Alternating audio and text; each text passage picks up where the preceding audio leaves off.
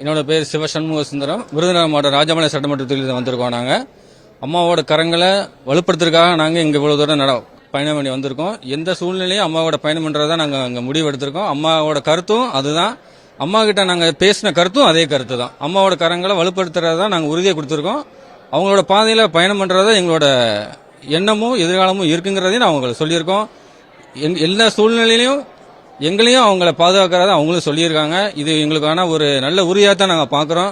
விருதுநகர் மாவட்டம் மட்டும் இல்லை, எங்களுக்கு கூட அண்ணன் தென்காசி மாவட்டத்திலிருந்து வந்திருக்காங்க. இன்னும் தேனி, திண்டுக்கல் மாவட்டம், நீலகிரி மாவட்டம், எல்லா மாவட்டத்திலையும் சிவகங்கை மாவட்டம், ராமநாதபுரம் மாவட்டம், மதுரை மாவட்டம், எல்லா சட்டமன்றத்திலையும் வந்திருக்காங்க. உண்மையிலே எங்களுக்கு ரொம்ப சந்தோஷமா இருக்கு.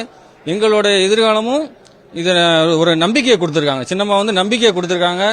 இந்த இயக்கத்தை ஆரம்பிக்கிறது எதனால ஆரம்பிக்கிறோம், என்ன பர்பஸ், அதாவது எந்த நோக்கத்துக்காக ஆரம்பிச்சிருக்கோங்கன்ற எங்க கிட்ட தெளிவா பேசினாங்க.